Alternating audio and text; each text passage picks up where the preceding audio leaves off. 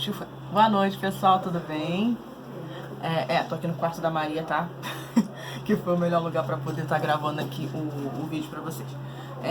Não reparem se olhar pra cá, depois olhar pra lá, porque eu não tô muito acostumada a fazer isso, tá bom? Então vamos lá. Hoje, né, eu tô gravando esse vídeo aqui pra poder conversar com vocês sobre o capítulo 4, tá? Do livro de vocês, em que a gente vai estar trabalhando sobre os regimes totalitários, tá bom? Quais são esses regimes totalitários? São o nazismo, o fascismo. No livro de vocês apresenta o stalinismo, que seria, né, que foi o período do comunismo, né, o mais forte do comunismo na Rússia. O Mufasa também está participando do vídeo, tá, gente? Daqui a pouco pode ser que a Lupita apareça aqui também, tá bom?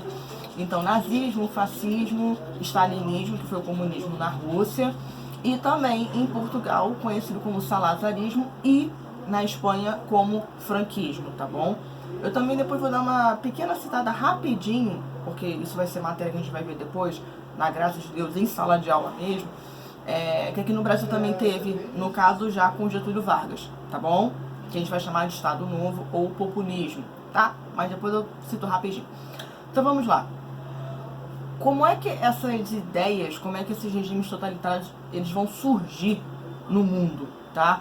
A gente tá pegando agora um período da história que é pós crise de 29, né? Aquela bagunça toda que ficou o mundo, ainda mais na questão da economia, né? Que quebrou o mundo todo e assim, quebrou os Estados Unidos, para vocês terem noção. Década de 20 já, né? Quebrando os Estados Unidos, como os Estados Unidos se tornaram uma grande potência por conta da Primeira Guerra Mundial, tá? E como eu falo pra vocês, né? É tudo uma coisinha ligadinha na outra, na história, não tem como escapar. Então, como que os Estados Unidos já veio dominando a economia mundial, final de Primeira Guerra, se estabilizou na década de 20, mas teve, né, esse puxão aí do tapete, né? Essa puxada de tapete que eles não esperavam, e que influenciou em vários lugares, né, negativamente. O Brasil também acabou sofrendo com isso, porque o Brasil vendia muito café para os norte-americanos e eles não iam mais gastar dinheiro com uma coisa tão, assim, superficial, digamos assim. Acho que eu vou tirar o óculos. Deixa assim, tá bom. E aí, como é que o Brasil ficou? O Brasil sentiu, né, esse corte aí na economia, mas deu seu jeitinho e continuou. Outras nações, então, acabaram quebrando os norte-americanos, porque, peraí, eu não vou pagar pra vocês por produtos, enfim, agora tem que me restabelecer. Então isso também quebrou os Estados Unidos. Só pra enfatizar, só pra lembrar, a única nação que não ficou prejudicada foi a Rússia, tá? Foi a Rússia, porque ela já estava, digamos assim, protegida, né, por essas ideias comunistas, pelo governo já caminhando para o governo de Stalin, tá bom? Porque quando a crise de 29 acontece, podemos dizer que já estamos nos últimos anos do governo de Lenin, tá? E aí Lenin vai, então, nomear Stalin como secretário-geral do Comitê Central Comunista Russo, e isso aí vai ser, ó, a sacada, assim, mais inteligente. Uma coisa que vocês vão perceber, eu espero que vocês percebam, é que esses caras todos, Mussolini na Itália, Hitler na Alemanha, Stalin na Rússia, eram mentes inteligentíssimas, caras inteligentes que estavam no momento certo, na hora certa, no lugar certo, digamos assim, tá?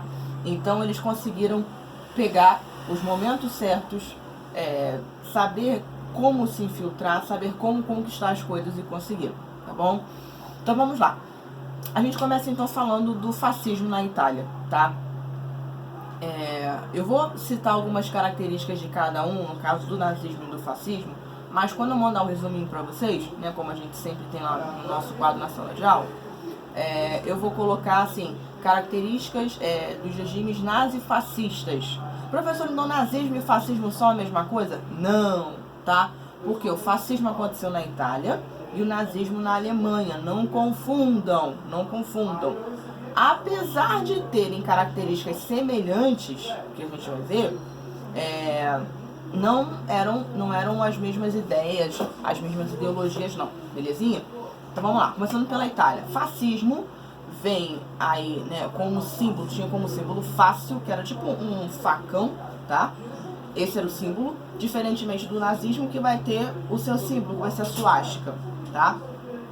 Bom, falando então de fascismo. O fascismo, aí depois vocês deem uma olhadinha também no livro de vocês, tá, gente? Tá? Porque tudo que eu vou falar pra vocês tá aqui no livro de vocês, tá bom? Então não deixem também de dar aquela lida bacana, aquela lida esperta que eu sempre sugiro a vocês, tá? Então vamos lá. Começando a falar sobre o fascismo. O fascismo, eu vou destacar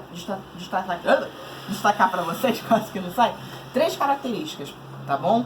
Que são elas. O militarismo, por exemplo, a gente vai encontrar tanto no nazismo quanto no fascismo, tá bom? Então, militarismo, etnocentrismo e ultranacionalismo.